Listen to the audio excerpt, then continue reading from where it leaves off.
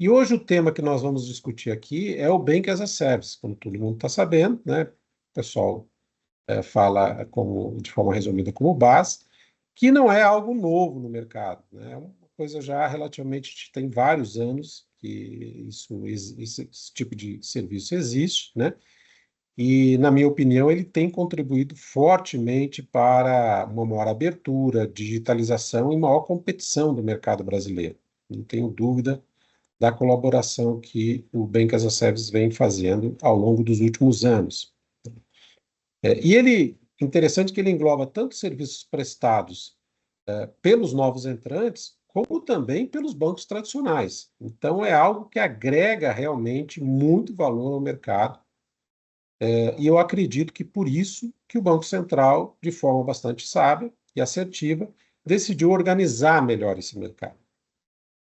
Então, ele lançou no último dia de outubro do ano passado, 2024, a Consulta Pública 108, que teve ampla repercussão no mercado financeiro, né, e que ela antecipa uma eventual norma que tem alguns objetivos ali muito importantes, né, principalmente em dois eixos, na minha opinião. Um deles é mitigação de riscos, né? Risco envolvendo a questão de transparência dos serviços prestados, a conduta dos prestadores de serviços, dos tomadores, a questão da lavagem de dinheiro e ocultação de bens, a questão relacionada às responsabilidades das partes, dentro de uma série de outros riscos operacionais, financeiros e de mercado que nós estamos acostumados como participantes do sistema financeiro brasileiro. E o outro eixo na verdade, é adequar essa prestação de serviços ao âmbito do arcabouço regulatório já existente, né? E o texto em si, se a gente olhar, e muitos de vocês com certeza devem conhecê-lo, ele é baseado num tripé, que ele envolve a definição do conceito de Bank as a Service, que eu acho que é super positivo. Ele envolve a atribuição de responsabilidades das duas partes, seja dos prestadores e dos e envolve também todo o escopo dos serviços a serem prestados e dos requisitos para as contratações entre as partes. Logicamente, o texto tem algumas polêmicas que nós já sabemos, né? E alguns pontos importantes que o Banco Central coloca de uma forma bastante transparente para a discussão do mercado e da sociedade, exatamente para criar massa crítica no processo decisório do regulador, né? Que envolve, por exemplo, dentre as polêmicas, a questão da transparência para o cliente final, que eu acho que agrega muito valor, mas a questão é como fazer isso, né? Como deixar claro para o cliente final que existe um prestador de serviços de Bank as a Service no meio daquela operação. A exclusividade, algumas exclusividades de contratos que nós vamos debater aqui, que envolvem também algumas questões mais restritivas, né? Mas, de uma forma geral, eu vejo que a norma é extremamente positiva. E, para isso, nós decidimos aqui fazer um ABBC Talks, um time aqui de altíssimo nível, né? Que eu gostaria de apresentar. O primeiro deles é o Carlos Benites, que é o CEO da BMP, e ele, na verdade, é muito conhecido no mercado, já está nesse mercado de prestação de serviços financeiros há um bom tempo, uma experiência profunda, e nós só temos a agradecer aqui na BBC a disponibilidade dele para poder estar aqui em mais um debate a respeito de um tema tão relevante. Obrigado, Carlos. Eu acho que você está no mudo, Carlos. Desculpe. Vamos nos adaptando. Raul, muito obrigado pelo convite, a BBC também, muito obrigado pelo convite. Paulo Marcos, meu amigo de mais de 40 anos, por coincidência nos encontramos novamente, né? É, Tudo isso que você falou, Raul, de uma forma sintética, é exatamente o que a gente enfrenta, tá? A falta de visibilidade, né? O comportamento nos níveis de atendimento, tem hoje criado alguns problemas gerais, né, a mercado, que é o papel do Banco Central reger isso daí. E a grande dificuldade que o Banco Central enfrenta e as instituições financeiras enfrentam é nunca encontrar a última linha. né? A partir do momento que você começa a se conectar com uma plataforma, com um player diferente, um participante diferente do mercado que não é regulado, você começa a não enxergar a última linha do que acontece. Então, até são bem-vindas ferramentas novas, ideias novas, startups novas que nos ajudem a monitorar melhor esse mercado. Mas vamos falar bastante sobre isso. Perfeito, perfeito. Muito obrigado, Carlos.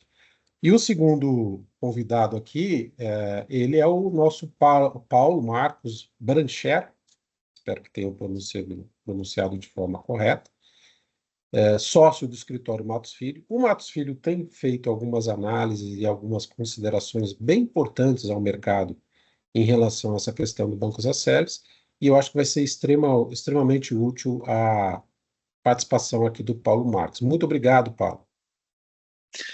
Eu que agradeço, Raul, uma boa tarde, um prazer aqui estar com vocês, aceitar esse convite e duplamente aqui pelo Carlos, ter reencontrado ele depois de tanto tempo, vai ser ótimo a gente trocar essa ideia.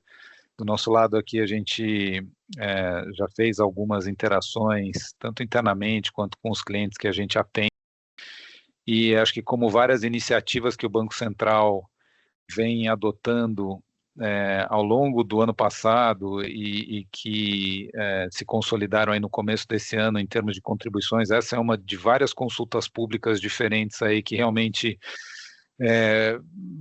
vão causar impacto importante no mercado em geral, por assim dizer.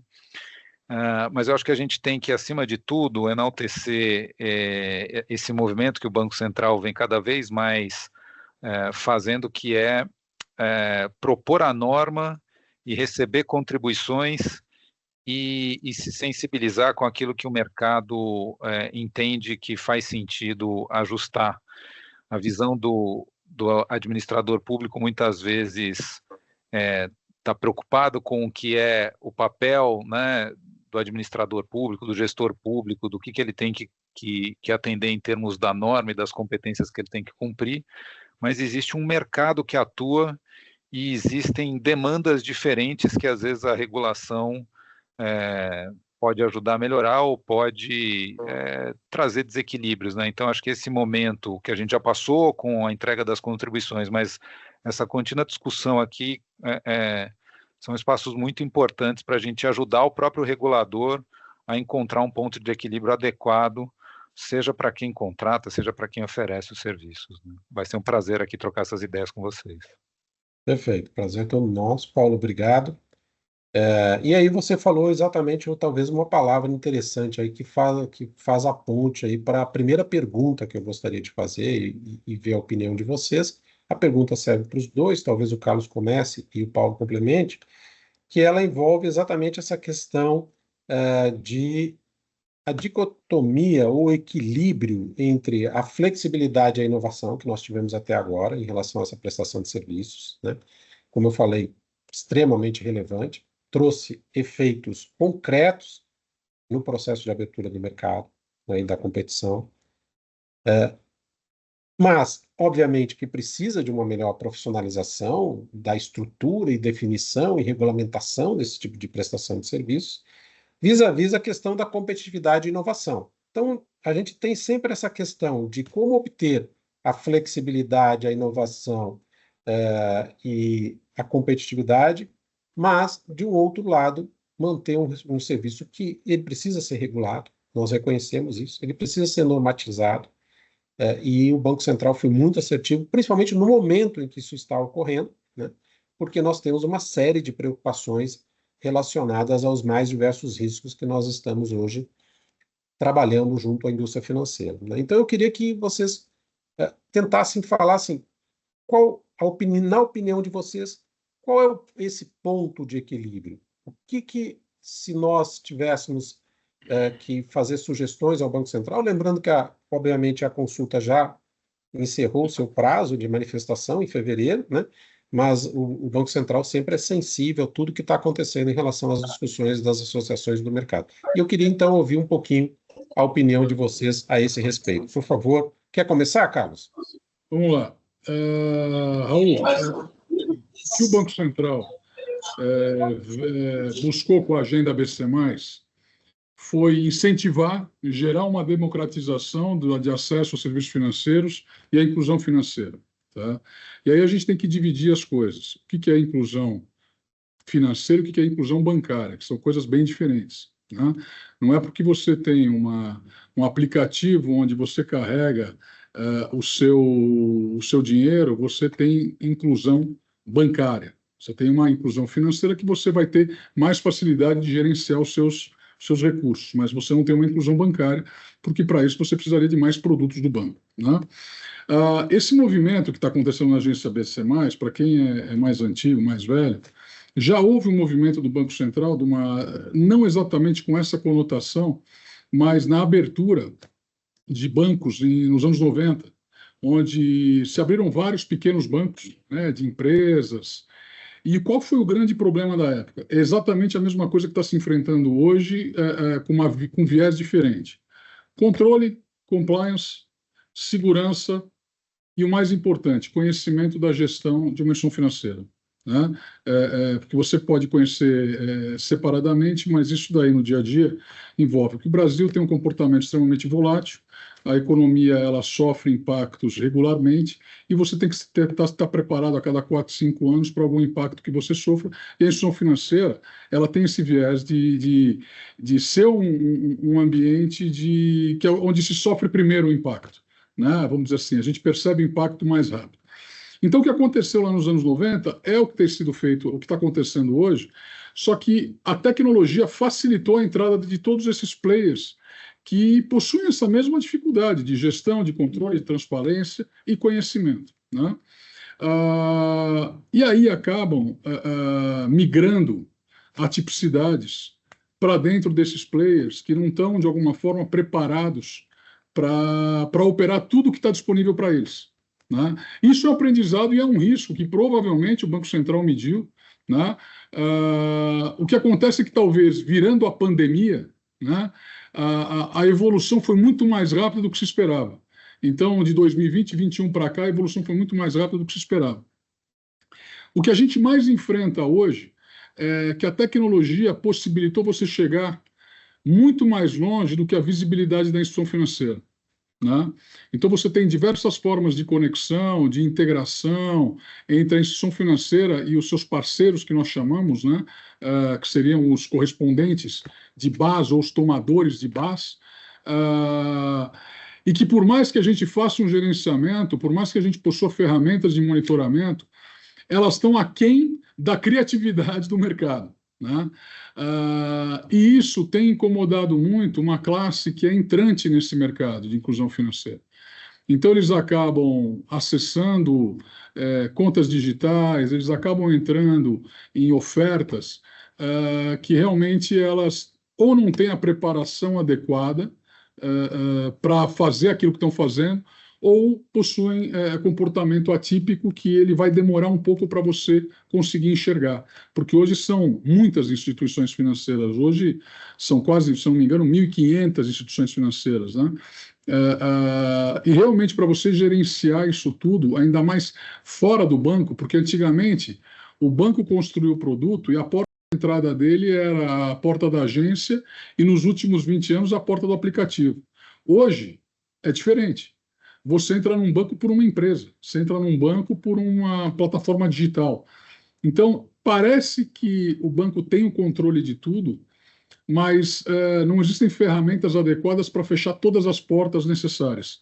Tomara que existam, tá? Mas hoje ainda não existem. Então, a gente está numa situação momentânea de adequação e provavelmente a CP 108 ela vai focar muito nas limitações de oferta do produto, tá? Nas limitações onde existam mais risco.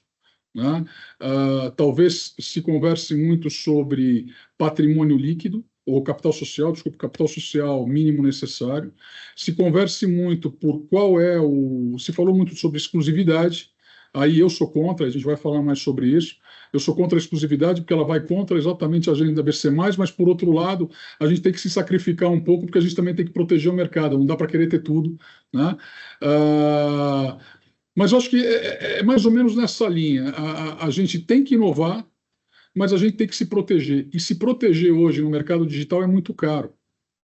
E eu tenho certeza que a grande maioria das instituições autorizadas e que acabaram entrando aonde talvez não conhecessem tão bem, não teriam a capacidade financeira de se proteger tanto quanto elas têm a capacidade de vender, né? Vender serviços. Então, talvez isso vá ser regrado pelo Banco Central aí nessa consulta 108. Perfeito, obrigado, Carlos. Eu acho que você contextualizou bem e o Paulo poderia complementar um pouco a visão dele sobre esse desafio do equilíbrio entre as duas visões, né? Sim. Não, acho que o Carlos fez uma excelente abordagem aqui sob o ponto de vista real mesmo, da realidade do negócio, da perspectiva, da estratégia, envolvendo a atuação, né, dos players, e o histórico sobre a agenda BC+, e a forma com que isso realmente impactou o mercado é que faz o grande diferencial aqui, né? O que eu acho que eu consigo contribuir aqui sob uma perspectiva regulatória, né? Essa agenda BC+, ela se viabilizou por meio de inovações, aí falando de inovação, mas inovação regulatória mesmo, né? Para destravar certas circunstâncias em relação à prestação de serviços de natureza financeira. Então, como é que ele trouxe mais competitividade a esse mercado, né? Trazendo novos agentes ao longo dos anos que não necessariamente deveriam cumprir com os mesmos requisitos, o mesmo peso regulatório de uma autorização de natureza bancária. Isso foi acontecendo ao longo do tempo, ao longo dos anos, né? Então, se a gente olha a postura que viabiliza uma maior participação de novos entrantes, e aqui tem que se somar ao fato da gente ter uma evolução tecnológica substancial, né? Então, a soma desses dois fatores, menor regulação e mais soluções de natureza tecnológica, você traz mais entrantes e, como o Carlos bem apontou, soluções diferentes, né? O que é o desafio do regulador, né? A gente está falando aqui de equilíbrio, né? Essa é a pergunta que ele está se fazendo e ele está dando uma resposta com uma regulação, quase como dizendo o seguinte, né? Está na hora de eu puxar um pouco a rédea, porque o que toda essa desregulação permitiu, eu estou começando a perder um pouco a minha visibilidade em relação ao ente regulado, né? Não ao ente regulado diretamente, mas os serviços que acabam sendo viabilizados por meio desse ente regulado. Então ele vai puxar esse equilíbrio apertando certos parafusos que na visão dele precisam ser apertados. Então ele vai elevar a barra, né? Vai trazer regras mínimas, vai trazer mais exigências, vai trazer restrições na busca do que ele entende ser um equilíbrio entre liberdade de iniciativa, quem quiser atuar, liberdade de concorrer para a gente poder cada vez ter maior oferta de produtos dentro de uma demanda que é sempre constante, mas ao mesmo tempo proteção da economia popular, controles envolvendo lavagem de dinheiro. A resposta do equilíbrio é um pouco assim, na visão do Banco Central, e acho que o Carlos está testemunhando isso do ponto de vista de quem atua diretamente, não estamos vivenciando esse momento, é preciso apertar alguns controles. O grande risco aqui é apertar demais o parafuso, né? Acho que isso é uma coisa que a gente pode falar demais, porque quando vem uma regulação pró-competição, ela vai diminuir controles. É sempre assim em qualquer área na regulação, em qualquer área que a gente tem o direito, quanto menos regra você tem, mais liberdade você dá para as pessoas serem criativas. Você vai restringir criatividade botando mais restrição. Então vão vir certamente mais restrições, mas eu acho até esse ponto do Banco Central colocar em consulta pública, porque eu acho até numa visão genérica aqui, colocando sem adentrar em pontos específicos que a gente pode entrar, eu acho que ele testou o mercado sendo mais exigente, sendo mais restritivo. O exemplo da exclusividade é um exemplo que a gente pode considerar aqui, mas quis ouvir o mercado. Eu entendo que é isso, mas eu quero receber contribuições, né? Então, eu acho que esse equilíbrio ele vem um pouco numa mão um pouquinho mais apertada que o Banco Central estabeleceu nessa minuta, e eu acho que existe uma expectativa de algumas relativizações ali de controles que foram estabelecidos, mas eu acho que tem um desafio realmente de, quando essa regulação vier, ser numa dose adequada, porque, e aqui eu quero terminar essa primeira intervenção dizendo o seguinte, né? Quando o regulador afrouxa os seus controles e permite, como ele vem fazendo ao longo desses anos, ele permite a criação de modelos de negócios diferentes, de participação de novos players, de soluções tecnológicas, de produtos que podem agradar o público em geral. Quando ele puxa a corda, o risco que corre é eventualmente matar modelos de negócios, é eventualmente impedir a atuação de players que não têm como se adequar a essa nova realidade. Então, eu acho que o regulador precisa tomar essa cautela, ter essa cautela, esse cuidado, para, no final das contas, ele acabar não prejudicando aquilo que ele viabilizou ao longo desses anos, e a gente continue a ter competição, a gente continue a ter inovação. Eu complemento, Raul, essa fala do Paulo, que foi prudencial. Como é que funciona o mercado? Tá? Qual é a visão quando se começou a trabalhar o Banking as a Service, bases, ofertas de produtos bancários através de outros canais? O objetivo, tá? Se você olhar para o passado, eu sempre gosto de olhar para trás, e é bom que eu comecei lá no analógico, então é mais fácil de eu conseguir ter a visibilidade do futuro. Você tem o banco da montadora. Tá? Então você tem lá o banco Volkswagen, você tem a Caterpillar, Cat Financial. O Banking as a Service, o conceito seria você transformar negócios, ecossistemas já existentes, né, empresas já existentes dentro de ecossistemas, em distribuidores de produtos bancários. O conceito inicial é esse, se você for pensar do Banking as a Service, vai você alocar, porque na verdade eu uso uma frase muito grande, né? Você vai numa oficina mecânica, você é cliente de um banco. O dono da oficina é cliente do mesmo banco. O cara que distribui a peça e vende para a oficina é cliente do mesmo banco. O fornecedor, a fábrica é também cliente do mesmo banco. O único cara que não sabe disso é o banco, é o mesmo banco. Exatamente por quê? Eu não quis dar o nome de banco, porque a última vez que eu dei o nome de um banco, o pessoal não gostou muito, mas qual que é o conceito? O banco ficou tão grande, que ele tem a dificuldade de ter a visibilidade e criar eficiência para atender melhor o cliente dele.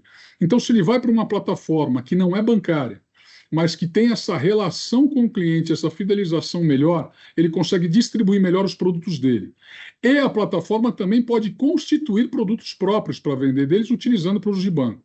Começando, por exemplo, para um financiamento de automóvel numa concessionária de automóvel, não é novidade, todo mundo sabe disso. Um cartão private label de um varejista, todo mundo conhece isso. Então, o que foi feito foi evoluir esse processo para que isso acontecesse. Só que se esqueceu que a tecnologia facilitou o crescimento para diversos cenários de empresas dos diversos segmentos que nós temos na economia. E aí, essas plataformas de relacionamento, essas plataformas de vendas, onde as pessoas passaram a consumir informação e produtos, passaram também a colocar, então, intermediários que passaram a ser também intermediários de instituições financeiras. E aí, a visibilidade praticamente acabou. Porque se você não consegue enxergar o teu cliente final facilmente, você só enxerga quando chega para você e não durante a jornada dele, você começa a perder essa característica que é a transparência entre instituição financeira e cliente final. Né? E aí isso está aberto para a criatividade, tá? de movimentações atípicas, E esse talvez seja o grande desafio que o Banco Central vai enfrentar. E provavelmente, eu aqui que hoje, eu sei que é muito ruim para quem está começando, eu sei que é muito ruim para as estruturas que têm um capital social mais baixo, mas a única forma de proteger essa turma para ela continuar crescendo e proteger quem já cresceu é delinear um caminho um pouco mais ajustado do mercado. Não estou falando em radicalismo, mas é extremamente importante para que a gente trabalhe pela inovação e pela construção e pelo crescimento, e não para a gente ficar se protegendo o dia inteiro do que pode acontecer, né? Isso aí tem que estar dentro da diligência exigida pelo regulador do comportamento de proteção da companhia, e não que ela se torne um investigador de polícia, né? Hoje a gente aqui que tem um viés muito forte de Banking as a Service, a gente tem o lado que a gente inova, mas a gente tem um lado de investigador também, que a gente nem conhece tão bem e está tendo que aprender, né? Então, mais ou menos isso aí para complementar o que o Paulo falou. Não, perfeito, Carlos. Também essa sua complementação foi muito importante aí. Agora, vamos entrar nos pontos mais polêmicos, que me parece que são dois aqui muito relevantes, né? A questão da exclusividade. Eu queria ouvir a opinião do Paulo primeiro e depois também, Carlos, que você se manifestou já de antemão contrário à exclusividade. Mas o regulador tinha um motivo para colocar ali, né? Que era tentar estabelecer ali uma dinâmica melhor de controle sobre o risco ali também, né? Mas vamos ouvir o Paulo e depois o Carlos pode complementar. E a outra grande polêmica é a questão das subcredenciadoras, né? Que também é uma entidade que, na sua relação com as credenciadoras, também precisa ter um detalhamento maior sobre como funcionaria a relação, inclusive sobre os aspectos contratuais e de compliance, né? Mas vamos começar para a questão da exclusividade. Mas antes do Paulo falar, eu só queria reforçar, e nós estamos gravando esse vídeo aqui e vamos divulgar isso aí para as nossas associadas, e que os nossos associados que estão participando hoje poderão, ali via chat, enviar suas perguntas para a gente avançar no debate dentro do tempo estabelecido, senão a gente vai responder essas perguntas também via e-mail, né? Mas, Paulo, quer começar um pouquinho sobre essa questão, sobre a ótica jurídica da exclusividade? O que vocês viram ali e qual foi, na interpretação de vocês, a preocupação do regulador? Não, perfeito. Eu acho que, bom, você já apresentou aí a questão, né? Eu acho que tem uma preocupação macro aqui, tanto você quanto o Carlos, nessa questão do aumento do rigor de controles, né? E de poder ter uma consistência maior em relação ao serviço prestado ao cliente final. O que é o ponto, e tem a norma prevista ali na consulta pública impondo a obrigação de exclusividade na contratação do tomador em relação ao prestador de serviço de base, né? Vejam, quando você estabelece exclusividade por uma norma, não é a lei aqui no caso, mas vamos, né, dar o peso de lei aqui, porque é o Banco Central, e aí, obviamente, todos os que são autorizados por ele vão cumprir. Você estabelece uma matriz que deixa de ser uma liberalidade entre partes, porque as partes poderiam estabelecer essa exclusividade, e passa a ser mandatória. O que significa dizer que você, numa canetada de um artigo, você impede que muitos que não têm todo o rol de serviços a serem prestados, né, como prestador de serviço de base, possam atender a demanda de um determinado tomador, né? Então, quando você impõe a exclusividade, certamente você vai restringir a oferta de empresas que podem oferecer o pacote como um todo, né? Então, assim, a primeira pergunta é: a exclusividade é o único remédio possível para que esse controle seja feito? Porque acho que essa é uma das preocupações que aparecem aqui. Acho que a exclusividade ela representa bastante isso, mas em alguns outros pontos, é que uma medida como essa, ela vai além, né, do aumento de controles, que é muito importante, mas uma medida como essa de exclusividade, ela vai certamente diminuir o número de players ou vai fomentar a concentração entre players, para poderem oferecer aquilo que isoladamente eles não conseguem, né? Então, numa norma, o Banco Central vai fazer não só um incremento da proteção ao cliente final, e mesmo, como o Carlos está bem colocando aqui, a dificuldade do próprio prestador de serviço, mas ele vai além, e ele vai acabar implicando, possivelmente, em movimentações de mercado, e a pergunta é, a exclusividade é a única forma, para ser mandatória, a única forma de melhorar esses controles, né? Então, acho que eu acho que não, né? Acho que assim, acho que seria uma medida muito extrema. Por isso a preocupação com relação a esse tema, porque é uma norma que, ao final das contas, mantendo-se do jeito que está, ela vai reduzir o número de players. Ao reduzir o número de players, você tem menos competição, e por um motivo, né, em si questionável, né? Pela exclusividade em si. A gente pode diminuir o número de players que não estejam preparados, que não tenham controles adequados, isso é uma outra questão, mas pela exclusividade em si, eu acho que é uma medida muito forte. Entendi, Paulo. Acho que você contextualizou bem, mas eu queria ouvir o Carlos, que o Carlos falou logo no início que já era contra, né? Carlos, por que você é contra? Raul, vamos dividir a operação em duas. Vamos dividir a área de banco digital, de contas digitais, ambiente transacional e operação de crédito. Para a gente entender a necessidade da exclusividade, a gente tem que separar as coisas, porque cada uma tem uma característica muito diferente, tá? A operação do banco digital e área transacional talvez seja o lugar onde o Banco Central queira ter mais visibilidade, porque é ali que acontecem os grandes problemas. É ali que eu tenho um volume de fraude alto, é ali que eu tenho uma atipicidade em relação à lavagem de dinheiro, e ali talvez seja, tá? Eu uso a palavra talvez, porque realmente a gente não sabe. O grande risco na inspeção das instituições financeiras na hora do Banco Central ter a visibilidade do que está acontecendo. Tá? Isso acontece o seguinte: a gente tem SPB, a gente tem SPI, a gente tem CIP, a gente tem todos os ambientes onde as transações que acontecerem conseguem ser totalmente identificadas de onde veio, para onde foi, em relação a valores, volumes e atipicidades. Mas aí tem um outro detalhe, que é o compliance para uso exatamente dessas ferramentas. Quer dizer, então vamos supor que você tem ali o SPB atuando através de uma instituição, o SPI numa outra instituição, né? Então você tem TED, cobrança de um lado e PIX do outro. Qual a instituição que fez o compliance? Aonde você vai custodiar os valores? Porque a tecnologia te possibilita você buscar o recurso numa conta e mandar o PIX por outra. Você consegue? E aí, nesse meio do caminho, se cria um mecanismo de bolsão para você registrar essa operação toda, para você utilizar essas duas instituições. Então, isso é um problema.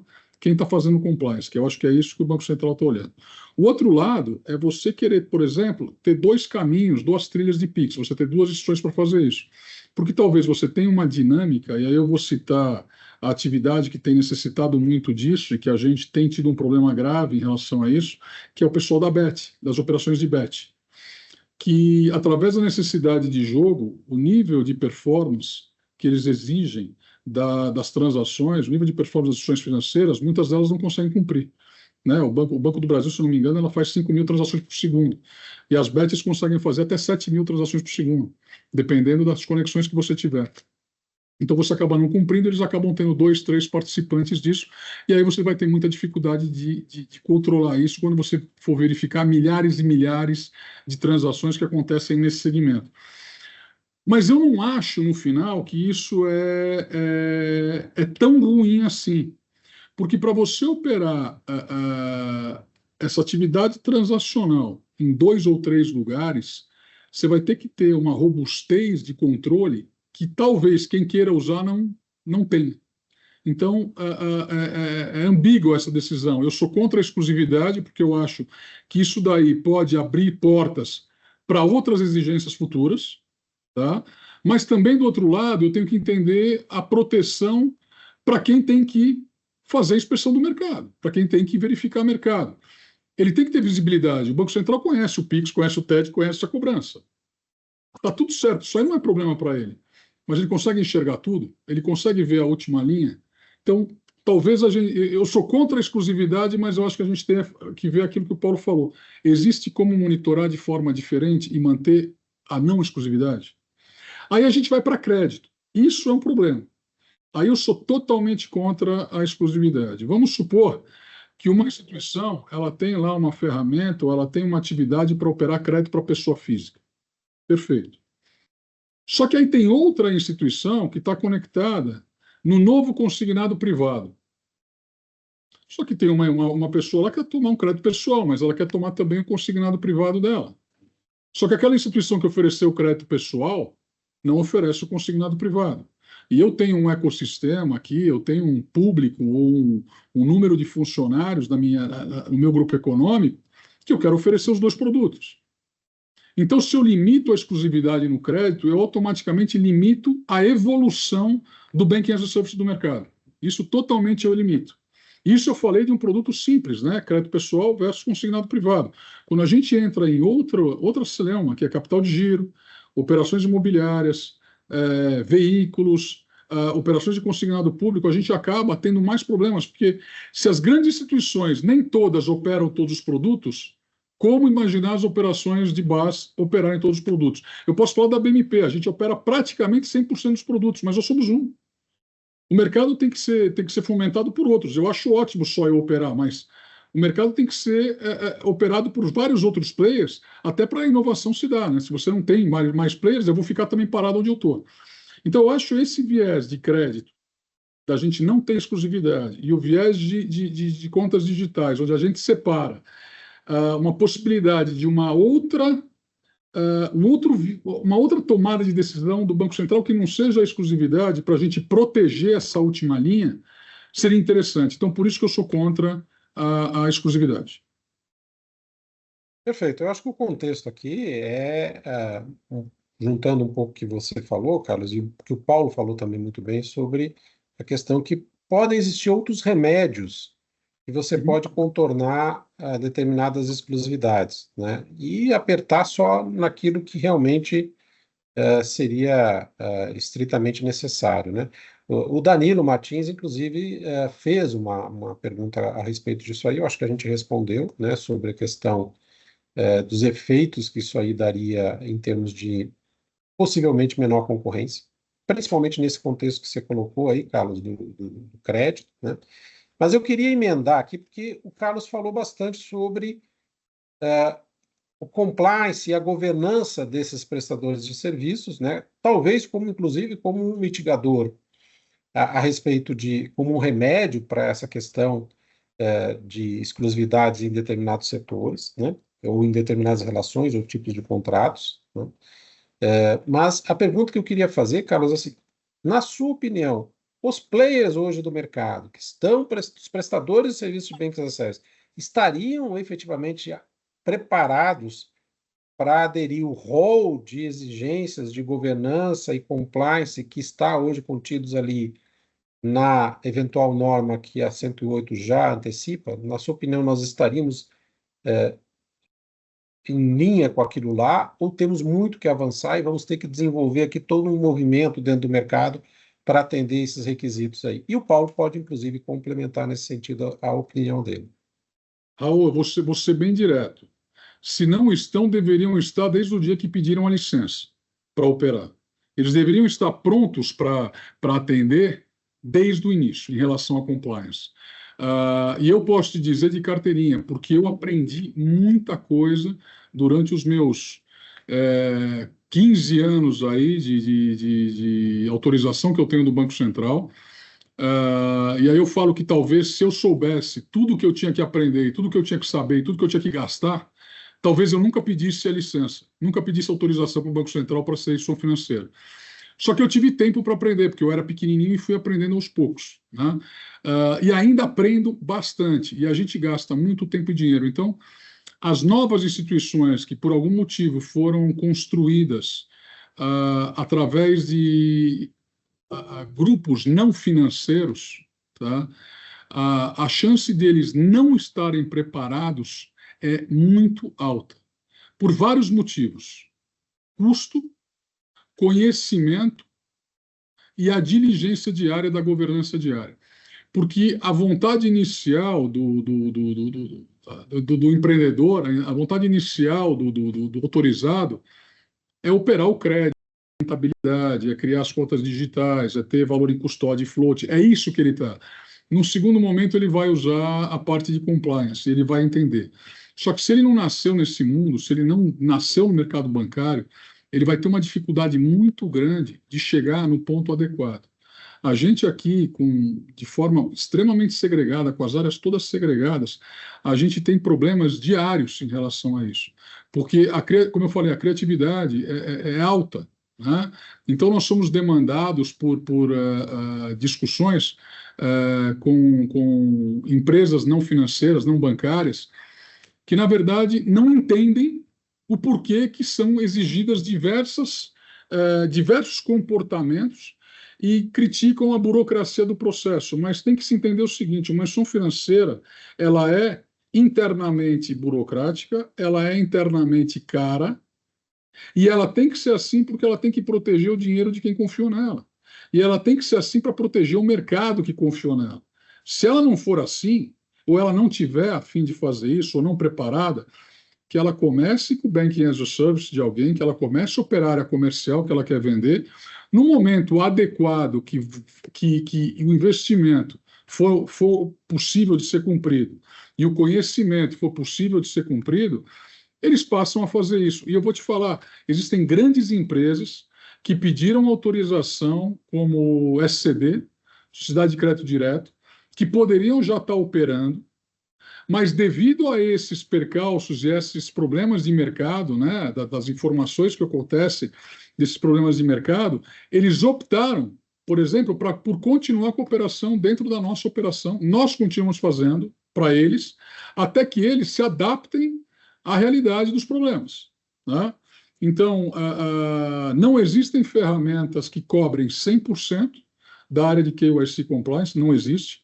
A gente usa ferramentas construídas por empresas brasileiras, mas nós usamos também ferramentas e bases de empresas americanas e empresas israelenses, e mesmo assim, algumas até já bem avançadas com inteligência artificial, e mesmo assim a gente não consegue chegar na última linha, tá? Só que aí a gente cria aquele break, né, da inovação. Então, peraí, então esse tipo de negócio eu não faço, esse tipo de cliente eu não faço. Então, chega um momento que você tem que escolher.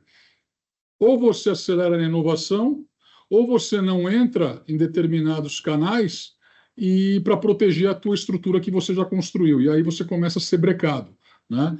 Então, por isso que a CP108 ela é extremamente importante, porque ela talvez traga algumas limitações. E complementando o que o Danilo falou, Danilo Martins, olá Danilo, como vai? Exatamente, a exclusividade vai ajudar pouquíssimos players que são hoje extremamente ineficientes, mas que dominam alguma parte do mercado. Sim, vai ajudá-los, sim. Exatamente, a resposta é essa. Se eu puder... Perfeito, Carlos. Paulo, estamos completar? Preparados? Você tem visto o pessoal preparado ou não, né? Eu acho que deveriam já estar preparados, mas qual é a realidade mesmo, na sua opinião? Não, então, eu acho que o Carlos tem total propriedade aqui, porque está enxergando e está operando, né? Eu acho que eu consigo dar essa resposta na própria forma como a CP108 foi apresentada, né? Eu acho que o Carlos fez um apanhado histórico muito interessante, né? Lá quando ele falava do relacionamento do banco com os seus prestadores e como o BAS veio para ampliar a possibilidade de distribuição de produtos, né? E como isso se tornou um desafio ao longo do tempo, quando se perde a possibilidade de enxergar quem é o cliente final. Quando a gente olha hoje, né, aquele que cai de paraquedas aqui e olha como é que o mercado funciona, na verdade, vê de uma maneira praticamente inversa, né? Tem uma nova entrante com uma solução que não tem escala para ser autorizada e vai procurar alguém que tem uma infraestrutura de serviço financeiro, de serviço autorizado de alguma forma, como se ele fosse, né, o grande responsável e a entidade autorizada fosse apenas alguém que pudesse prover alguma infraestrutura. E a gente, na prática, vê muito isso, né, que, passando pelo escritório, várias situações de contratos envolvendo um tomador e um prestador de base, em que toda a responsabilidade é alocada para o tomador, todos os controles são alocados ao tomador. Então, muitas circunstâncias prevendo assim a solução, por assim dizer, dessa falta da própria lição de casa resolvida contratualmente, né? Porque, bom, no contrato aqui eu me resolvo, você tomador assume toda a responsabilidade, faz todos os controles, eu vou fazer, eu sou uma empresa regulada, eu tenho que fazer, mas se der alguma coisa errada, eu tenho os mecanismos contratuais, e é legítimo, não estou dizendo que não tem que ser assim, mas você percebe muito como é que isso acabou se materializando. Vem a consulta pública 108, e o que é notório a gente perceber o teor da consulta pública 108? Quem oferece aqui, né, esse serviço é um serviço da entidade regulada, né? É ela que direciona. E aí tem o tomador, que vai ter que observar uma série de regras via contrato, e aí a regulação vem estabelecer critérios mínimos que estes contratos têm que ter, mas a responsabilidade essencialmente está na entidade autorizada. Então também acho que fica claro que é um chamado do Banco Central, que não adianta alocar contratualmente responsabilidades, essas responsabilidades elas estão na mão da entidade autorizada. Então, quem não se adequou, quem não tem a estrutura, tem que correr atrás se quiser continuar prestando esse serviço, né? Perfeito, Paulo. Eu acho que, de uma forma geral, vocês dois colocaram muito que o processo de preparação passa por custos, capital, dinheiro que vai ter que botar, né, para fazer essa preparação, né? O processo de governança, estruturação de uma governança, definição das responsabilidades, as empresas têm que estar preparadas para isso aí, né?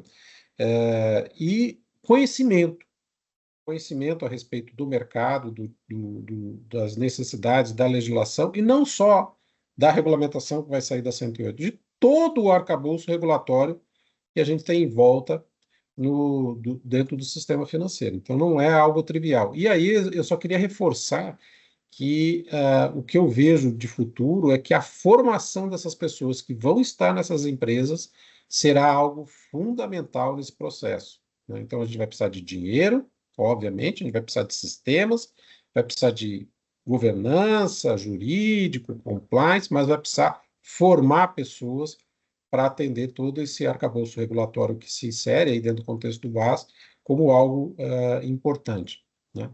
E aí, uma pergunta que surgiu aqui, que eu queria aproveitar e engatar ela aqui, apesar do nosso tempo estar um pouco bastante apertado, é da Etienne da Silva, que ela fez uma ponderação e uma pergunta assim: será que, vou resumir aqui para a gente ganhar tempo, será que não poderia haver, dentro do escopo da 108, uma regulação que seja proporcional à complexidade de cada uma das instituições que estão em cada uma das partes? Eu queria pegar a opinião do Carlos sobre isso aí, até o Paulo pode complementar isso aí. Será que isso aí não poderia ser um caminho em que você estabelecesse ali um processo gradativo de, dada a complexidade daquele tipo de serviço e daquela instituição, você vai fazendo graduações? Será que isso aí seria talvez uma alternativa?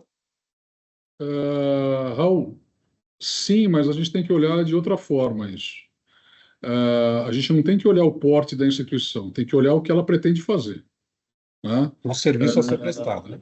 Exato. A Porque criticidade. se ela quer ter R$ 1 bilhão em custódia, em contas digitais, e ela quer ter um patrimônio líquido, um capital social de R$ 1,5 milhão, é incompatível, porque ela não demonstra capacidade de investir, tá? Ela não demonstra capacidade de investir nas ferramentas, em pessoas e na estrutura necessária para ela cumprir essa etapa de governança e compliance, porque é muito caro. né? Então, tudo depende. Eu quero prestar serviços e eu quero ter contas digitais. Tá bom. Então, a gente vai ter que demandar qual é o volume de captação que você vai ter ali. Para a gente demandar o seguinte: olha, até aqui você vai, daqui para frente você vai precisar aumentar o seu capital social. Não tem o que fazer. Então, eu seguiria por esse lado. É o que você pretende fazer. Olha, eu quero distribuir todos os produtos de crédito, pessoa física, pessoa jurídica, eu vou ofertar 5 bilhões de reais por mês, eu tenho contrato com todos os marketplaces. Você vai ter que estar preparado por isso também. Você não pode ser simplesmente uma SCP ou uma SCD. Você vai ter que ter uma estrutura para poder proteger a análise de crédito desses 5 bilhões de reais por mês que você vai fazer, né?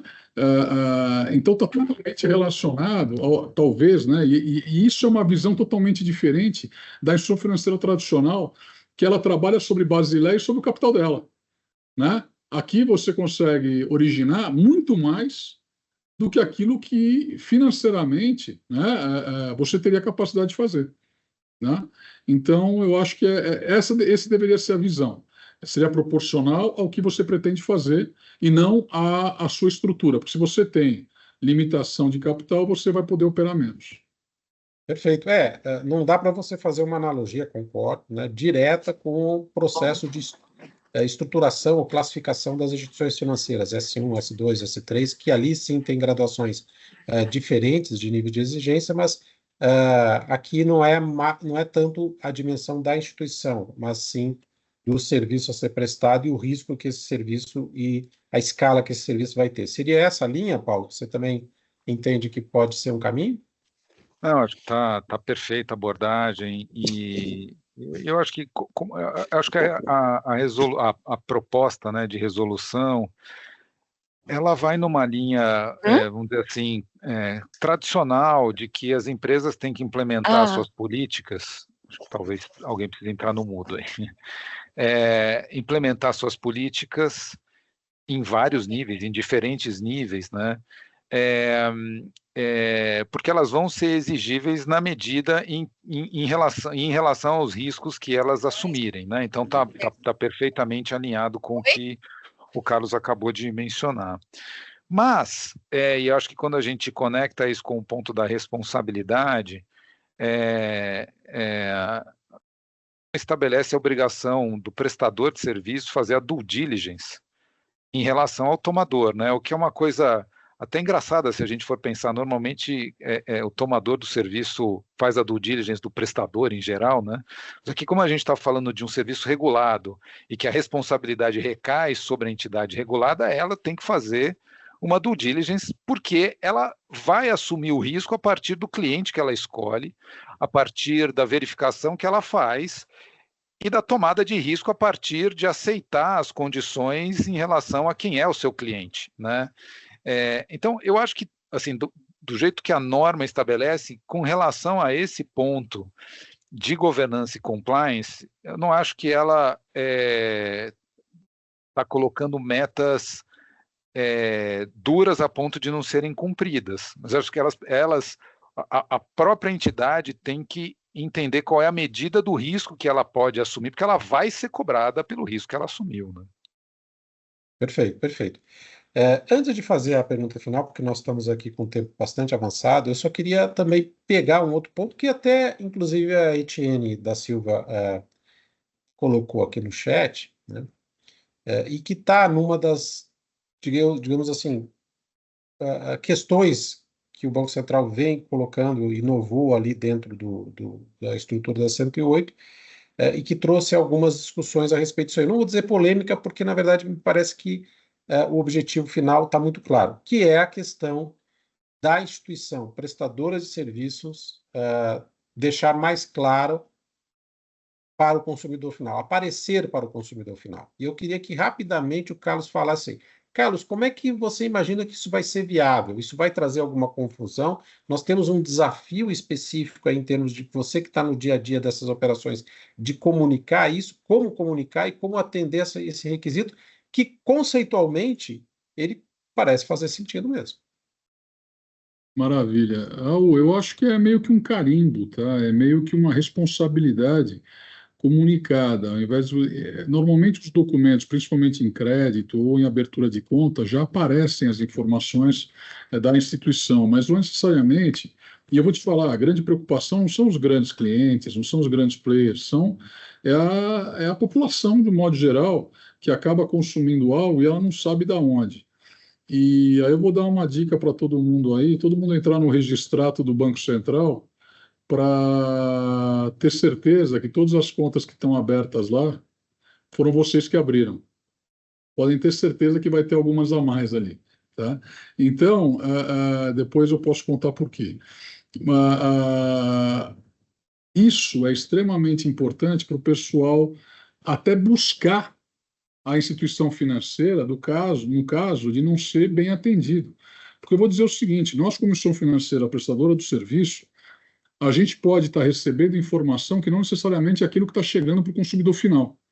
Então, se o consumidor final ele consegue entender que existe aquele player que está vendendo o serviço ou que está originando o serviço junto a ele, mas o responsável por aquele serviço é uma instituição financeira, no caso de ele ter algum problema que não está sendo resolvido, no caso de ele ter algum problema que está prejudicando, isso acontece muito aqui, tem gente que liga para nós e a gente não sabe nem exatamente aonde e o que ele fez, a gente tem que buscar na nossa base quem foi o parceiro que colocou ele aqui dentro. Porque o parceiro ou não existe mais, porque isso pode acontecer, ou abandonou a operação no meio do caminho, e aí você precisa ser responsável pelo cliente do começo ao fim, tá? Então, é muito importante essa comunicação. Como ela vai ser exigida, eu já tenho as minhas dúvidas, porque isso devia ter um layout específico. Eu vi que o Tiene perguntou também sobre o white label. Eu sou favorável à divulgação do nome da instituição junto com o nome do correspondente, como se fosse um cartão co-branded, vamos dizer assim. Tá? Podemos ver outras modalidades. Eu tive aqui uma ideia para falar agora, que foi até dito pelo pessoal do Banco Central como exemplo, uma época. Mas podem ser outras alternativas, mas que é necessário para que, no caso de alguma necessidade, dúvida, o que não seja atendida, o tomador, o cliente final lá, saber que ele pode procurar a instituição financeira para auxiliá-lo em qualquer problema. Eu vou dar um exemplo aqui. Desalienação fiduciária de automóvel. Tá? Ele não tinha mais condição de falar com a fintech lá, com o tomador de base, vamos dizer assim, que alienou, porque a fintech não existia mais. Se ele não fizesse, se ele não tivesse o contato da instituição financeira, ou não soubesse a existência da instituição financeira, ele não saberia onde buscar essa desalienação do veículo. Algum problema de custódia de valores ou erro, porque você tem o white label, tá? Que aí você está dentro da estrutura do banco, então você tem a carinha lá, o facelift do teu parceiro, mas na verdade é uma estrutura tecnológica e regulada e controlada totalmente pelo banco, que eu realmente prefiro muito mais isso do que as APIs, porque eu tenho visão de tudo quando é um white label. No API eu perco um pouco da visibilidade.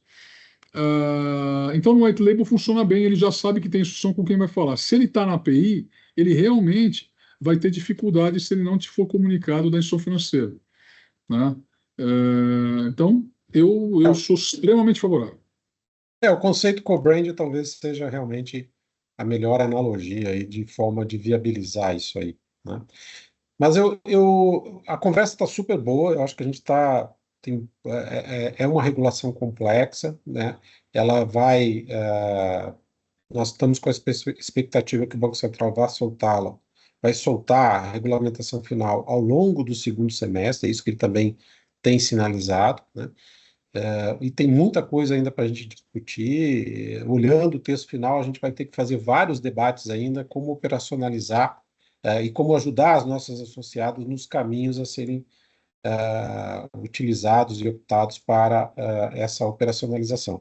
Mas eu queria pegar um pouquinho das considerações finais de vocês a respeito dos próximos passos, do futuro. Como é que vocês estão vendo aí, então, esse ano de 2025 e os grandes eixos que a gente deveria já começar a trabalhar para 2026, 2027, que é quando realmente a regulamentação vai estar, digamos, implantada, né? Ou em fase de implantação, ainda a se discutir um prazo de implementação, né?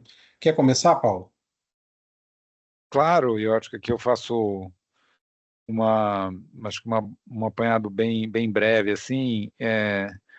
Eu acho que, por mais que o Banco Central ele tenha aberto para consulta pública, para comentários, e até pelo histórico que a gente tem, né, de iniciativas como essa, os textos finais, eles vêm, não necessariamente vêm exatamente iguais, mas vão vir muito parecidos, o que significa dizer que já dá para saber como é que a banda vai tocar quando a norma for aprovada, né? Então, assim, acho que cada um vai saber onde é que o sapato vai apertar, né? E que providências que precisam ser tomadas, e eu não esperaria a norma ser aprovada com um waiver ali na norma que talvez não seja possível ser atendido se esperar o último momento, né? Então, acho que vai ter, a gente espera que tenha alguma mudança em pontos, por exemplo, que a gente levantou aqui, mas isso não vai alterar a estrutura da norma. Acho que está muito bem claro qual é o nível que o Banco Central vai exigir a partir de agora, né? Então eu acho que é muito de iniciar realmente as conversas internas e providências e separar o capital para investimento aí do que precisa ser melhorado. Agora, para as fintechs tomadoras de BaaS, que contam com circunstâncias que vão ter dificuldade, né, de ter seus contratos aditados e tudo mais, ou vão ter que realmente ajustar modelos de negócio, ter que repensar a redução na oferta de certos produtos ou atividades que vão fazer, porque acho que o que vai parecer é que os prestadores vão realmente ser mais exigentes, senão, né, vão estar sob o controle aí do Banco Central. Mas, de toda forma, um prazer aqui poder trocar essas ideias e achei muito rico e fico à disposição aí de vocês. Muito obrigado. Prazer todo nosso, Paulo. Muito obrigado a você. Carlos, quer dar a visão de futuro, mas não um futuro muito longo? Os próximos passos aí? Vamos lá.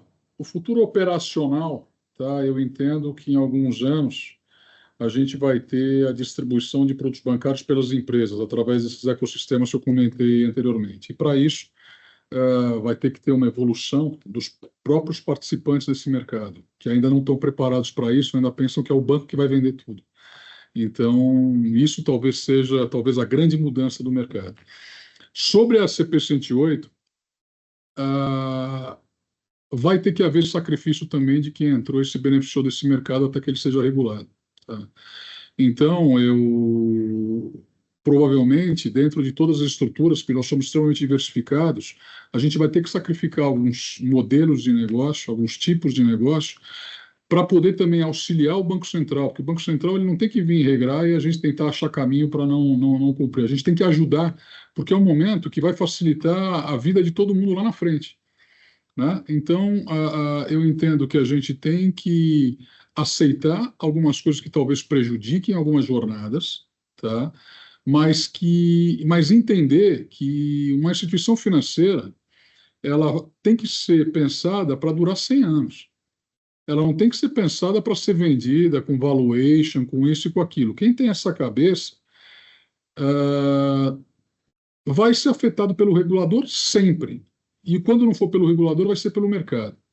Então, você tem que construir algo para durar 100 anos, ela tem que ter perpetuidade.